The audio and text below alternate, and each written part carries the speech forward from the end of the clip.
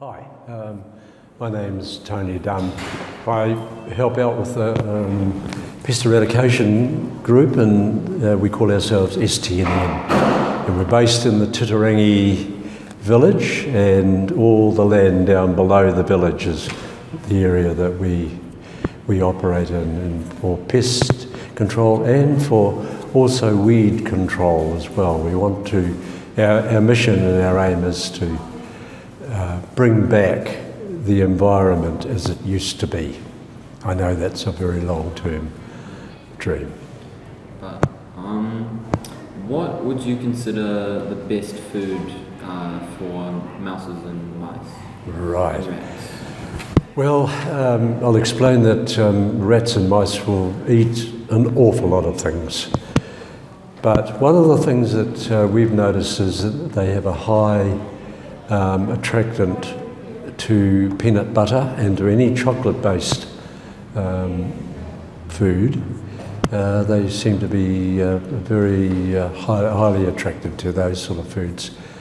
They are voracious eaters. They exist for living to find food, and in order to support their families, their whole entity is finding food and eating it. So they are very, very keen on eating anything. Yeah, which is why they've succeeded all over the world.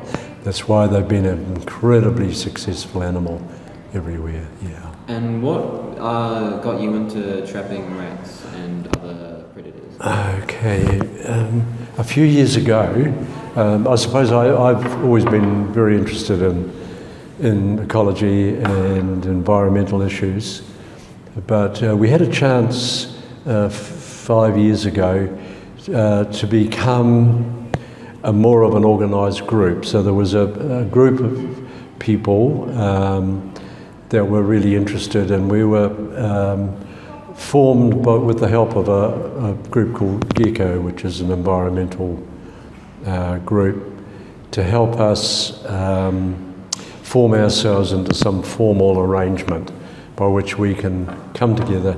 And when you're together like this, you can actually become really efficient. And that's what happened. It started off in a very small group of people, and we were keen and energetic and really interested in doing this. And now we really are very successful. And I don't think any of us explore the idea that we enjoy removing animals from society that we live in, but what we would like to see is a diminution of those animals so that the other animals and birds can have a chance of surviving. That's yeah. And what is one of the biggest reasons that rats are so bad for the environment? Because they do so much damage in their food gathering by taking the food away from birds. They eat a lot of the berries that's on the ground, so the birds don't get a chance to do that.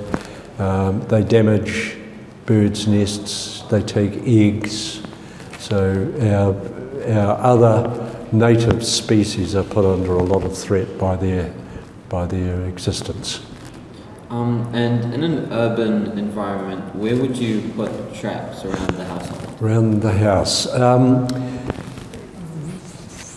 We say that you should, perhaps the best form of management around a house is on the outside of the house, not inside, because when the animals die, they create a lot of problems with odour, decaying smells and odour.